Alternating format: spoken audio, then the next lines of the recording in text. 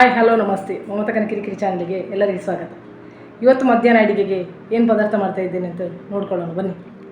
1 cup ಕೆಂಪು ಕಾಳನ್ನು ತೆಗೆದುಕೊಂಡಿದ್ದೇನೆ. ಅದೇ ರೀತಿ 1 ತುಂಡು ಚೀನಿಕಾಯಿ.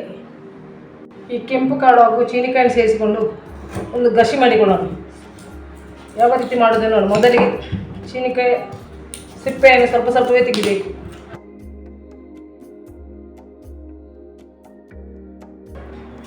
ಇದರ ಒಳಗಿನ ಪಲ್ಪನ್ನು ಕೂಡ ತೆಗೆದುಕೊಳ್ಳಬೇಕು.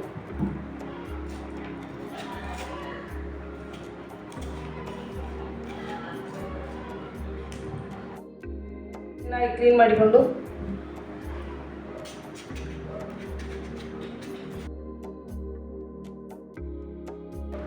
ಒಂದು ಮೀಡಿಯಂ ಸೈಜ್ಗೆ ತುಂಡು ಮಾಡಿಕೊಳ್ಳೋಣ.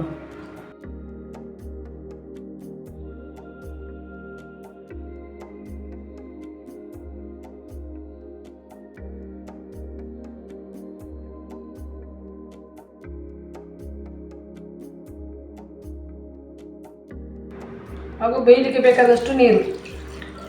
ನಾನಿಲ್ಲಿ ದೊಡ್ಡ ಗ್ಲಾಸ್ನಲ್ಲಿ 1.5 ಗ್ಲಾಸ್ನಷ್ಟು ನೀರನ್ನು ಹಾಕಿಕೊಂಡಿದ್ದೇನೆ. ಈಗ ಕುಕ್ಕರ್ನ ಮುಚ್ಚಳ ಮುಚ್ಚಿ 3 ಸೀಟಿ ತೆಗಿಬೇಕು. ನನ್ನ ಕುಕ್ಕರ್ನಲ್ಲಿ 3 ಸೀಟಿ ತೆಗಿಬೇಕು. ಕೆಲವರ ಕುಕ್ಕರ್ನಲ್ಲಿ ಬೇಗ ಬೇಯ್ತದೆ, ಅಂಥವರು 1 ಸೀಟಿ ತೆಗೆದರೂ ಸಾಕು. ಈಗ ಅದಕ್ಕೆ ಮಸಾಲೆ ತಯಾರು ಮಾಡಲು 2 ಹಸಿಮೆಣಸು, 3 ಚಿಕ್ಕ ನೀರುಳ್ಳಿ, ಅದಿಲ್ಲದಿದ್ದರೆ ದೊಡ್ಡ ನೀರುಳ್ಳಿ 1 ತುಂಡು ಹಾಕಿಕೊಳ್ಬೋದು, 1 ಎಸಳು ಬೆಳ್ಳುಳ್ಳಿ ಹಾಗೂ ಅರ್ಧ ಗಡಿ ತೆಂಗಿನಕಾಯಿ. ಇದನ್ನು ಮಿಕ್ಸಿ ಜಾರಿಗೆ ಹಾಕಿ 1 ಸುತ್ತು ತಿರುಗಿಸ್ಕೊಳ್ಬೇಕು. ತುಂಬ ನೈಸ್ ಆಗೋದು ಬೇಡ, ಕ್ರಶ್ ಆದರೂ ಸಾಕು. ಹಾಗೂ 1 ಚಿಟಿಕೆ ಹಸಿ ಜೀರಿಗೆಯನ್ನು ಕೂಡ ಇದರ ಜೊತೆ ಹಾಕಿಕೊಳ್ತಾ ಇದ್ದೇನೆ.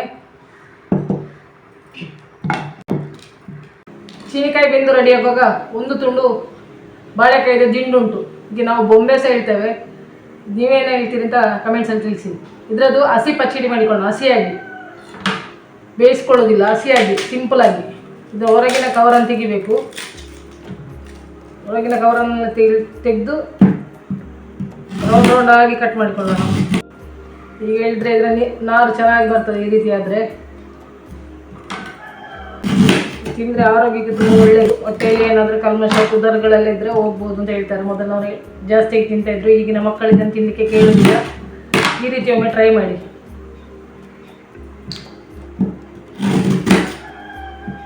ಎಲ್ರಿಗೂ ಇಷ್ಟ ಆಗುವಂಥ ಒಂದು ರೆಸಿಪಿ, ಎಲ್ಲರೂ ಟ್ರೈ ಮಾಡಿದ್ದಾನೆ.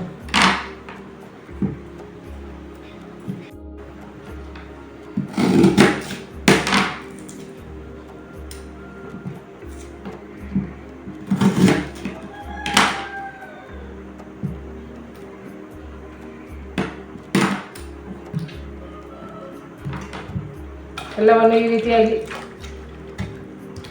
ರೌಂಡ್ ಕಟ್ ಮಾಡಿ ನೀರಿನಲ್ಲಿ ಹಾಕಿದ್ದೇನೆ. ಈಗ ಇದನ್ನು ಸ್ವಲ್ಪ ಕಟ್ ಮಾಡಬೇಕು.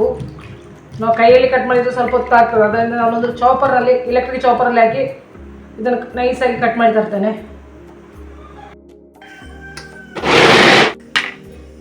ಇಷ್ಟಾಗಿದೆ. ಇನ್ನೊಂದು 2 ಸಲ ಪ್ರೆಸ್ ಮಾಡಿಕೊಳ್ಳೋಣ.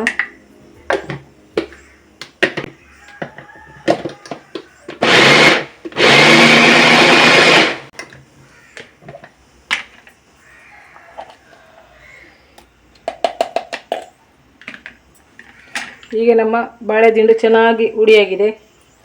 ಎಷ್ಟು ಸುಲಭದಲ್ಲಿ 1 ಸೆಕೆಂಡಲ್ಲಿ ಎಲ್ಲ ಆಗ್ತದೆ. ಪೂರ ಕಟ್ ಮಾಡಿದ ಬಾಳೆ ದಿಂಡಿಗೆ ಸ್ವಲ್ಪ ಉಪ್ಪು ಮಿಕ್ಸ್ ಮಾಡಿ ಒಂದು 5 ನಿಮಿಷಗಳ ಕಾಲ ಇಟ್ಕೊಳ್ಳೋಣ. ಎಷ್ಟು ಚೆನ್ನಾಗಿ ಕಟ್ಟಾಗಿದೆ ನೋಡಿ. 5 ನಿಮಿಷಗಳ ಕಾಲ ಹೀಗೆ ಇರಲಿ, ಇದು ಉಪ್ಪು ತಾಗಿ ಸೇರಿ.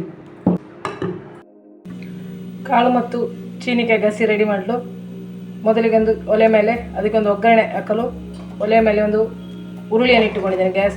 ಗ್ಯಾಸಿನ ಮೇಲೆ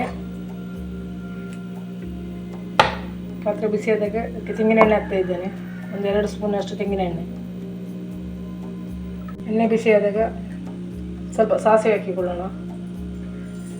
ಸಿಡಿದಾಗ ಕರಿಬೇವಿನ ಸೊಪ್ಪು, ಸ್ವಲ್ಪ ಉದ್ದಿನಬೇಳೆ ಹಾಗೂ 1-2 ಒಣಮೆಣಸಿನಕಾಯಿ. ಇದನ್ನು ಹಾಕಿ ಚೆನ್ನಾಗಿ ಫ್ರೈ ಮಾಡೋಣ.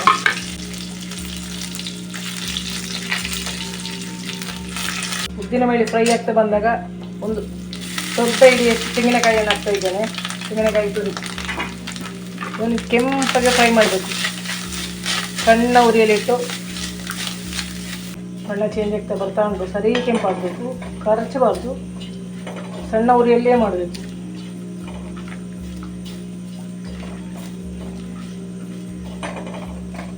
ಬಣ್ಣ ಸರಿಯಾಗಿ ಬದಲಾಗಿದೆ. ಅದರಿಂದ ದಪ್ಪ ತಳ ಇರುವಂಥ ಪಾತ್ರೆ ಏನಿತ್ತು ಇದನ್ನು ತೆಂಗಿನಕಾಯಿ ಉರಿಬೇಕು, ಇಲ್ಲದಿದ್ದರೆ ಬೇಗ ಕರಟಿ ಹೋಗ್ಬೋದು. ನಮ್ಮ ತೆಂಗಿನಕಾಯಿ ಚೆನ್ನಾಗಿ ಫ್ರೈ ಆಗ್ತಾ ಬರ್ತಾ ಉಂಟು.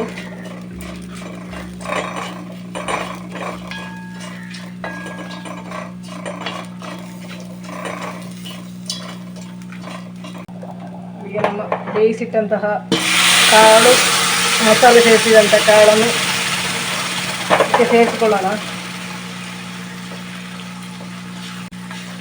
ಚೆನ್ನಾಗಿ ಮಿಕ್ಸ್ ಮಾಡಿಕೊಳ್ಳೋಣ. ನಿಮಗೆ ನೀರಿನ ಅವಶ್ಯಕತೆ ಇದ್ದರೆ ಕುಕ್ಕರಿಗೆ ಸ್ವಲ್ಪ ನೀರು ಹಾಕಿ ಇದಕ್ಕೆ ಹಾಕಿಕೊಳ್ಬೋದು. ನಾನು ಸ್ವಲ್ಪ ದಪ್ಪವಾಗಿ ಇಡ್ತಾ ಇದ್ದೇನೆ, ಹಾಗೆ ಗಸಿಯಾಗಿ ಇಡ್ತಾ ಇದ್ದೇನೆ. ಈ ಸಂದರ್ಭದಲ್ಲಿ ಉಪ್ಪು ಸರಿಯಾಗಿದೆ ನೋಡಿಕೊಳ್ಬೇಕು, ಕಮ್ಮಿ ಇದ್ದರೆ ಹಾಕಿಕೊಳ್ಬೇಕು. ಸ್ವಲ್ಪ ಕಮ್ಮಿ ಇದೆ, ಹಾಕಿಕೊಳ್ತಾ ಇದ್ದೇನೆ. ಉಪ್ಪು ಹಾಕಿಕೊಳ್ತಾ ಇದ್ದೇನೆ, ಉಪ್ಪು ಕಮ್ಮಿ ಇದೆ ಇದರಲ್ಲಿ. ಚೆನ್ನಾಗಿ ಕುದಿ ಬರಲಿ. ಈಗ ನಮ್ಮ ಚೀನಿಕಾಯಿ ಮತ್ತು ಕಾಳು ಗಸಿ ರೆಡಿ.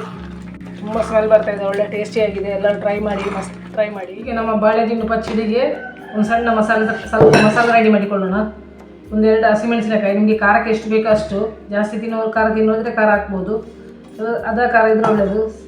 ಒಂದು ಅರ್ಧ ಗಡಿಯಷ್ಟು ತೆಂಗಿನಕಾಯಿ ತುರಿ, ಒಂದು ಅರ್ಧ ಸ್ಪೂನಷ್ಟು ಹಸಿ ಸಾಸಿವೆ, ಇದನ್ನು ಹಾಕಿ ಸ್ವಲ್ಪ ರುಬ್ಬಿಕೊಳ್ಬೇಕು.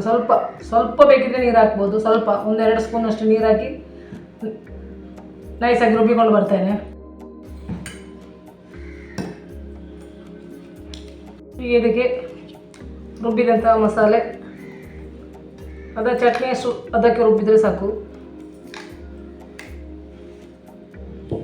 ಹಾಗೂ 1 ಕಪ್ ಮೊಸರು ಇದಕ್ಕೆ ಚೆನ್ನಾಗಿ ಮಿಕ್ಸ್ ಮಾಡಿಕೊಳ್ಳೋಣ.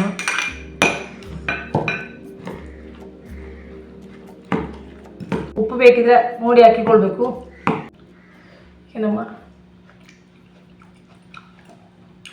ಈಗ ನಮ್ಮ ಟೇಸ್ಟಿಯಾದ ಪಚ್ಚಡಿ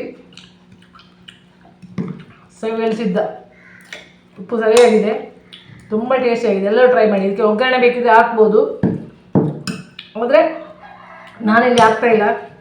ಕೇಳಿದ್ರೆ ಇಲ್ಲಿ ಮಕ್ಕಳಿಗೆಲ್ಲ ಒಂದು ಸ್ಟೈಲಿಗೆ ಬೇಕಿದ್ರೆ ಒಂದು ಒಗ್ಗರಣೆಯಲ್ಲಿ ಹಾಕಿ ಡೆಕೋರೇಷನ್ ಮಾಡ್ಬೋದು, ಆದರೆ ನಾನು ಏನು ಮಾಡ್ತಾಯಿಲ್ಲ. ನಾವಿಬ್ಬರೇ ಇರೋದು ಅದ ಕಾರಣ. ನಿಮ್ಗೆ ಹೇಗೆ ಬೇಕೇ ಹಾಗೆ. ಇದಕ್ಕೆ ಒಂದು ಒಗ್ಗರಣೆ ಬೇಕಿದ್ರೆ ಸಾಸಿವೆ ಮತ್ತು ಕರಿಬೇವು ಒಗ್ಗರಣೆ ಹಾಕಿದರೆ ಇನ್ನೂ ಸ್ವಲ್ಪ ಟೇಸ್ಟ್ ಜಾಸ್ತಿ ಆಗುತ್ತೆ. ಎಣ್ಣೆ ಕಮ್ಮಿ ಬೇಡ ಎಣ್ಣೆ ತಿನ್ನೋದು ಬೇಡ ಅಂತ ಹೇಳಿದ್ದವರು ಹೀಗೆ ತಿನ್ಬೋದು, ತುಂಬ ಟೇಸ್ಟಾಗಿದೆ. ಬಿಸಿ ಅನ್ನಕ್ಕೆ ಚೀನಿಕಾಯಿ ಮತ್ತು ಕಾಳಿ ಪದಾರ್ಥ ಹಾಗೂ ಬಾಳೆ ದಿಂಡಿದು ಹಸಿ ಸಲಾಡ್.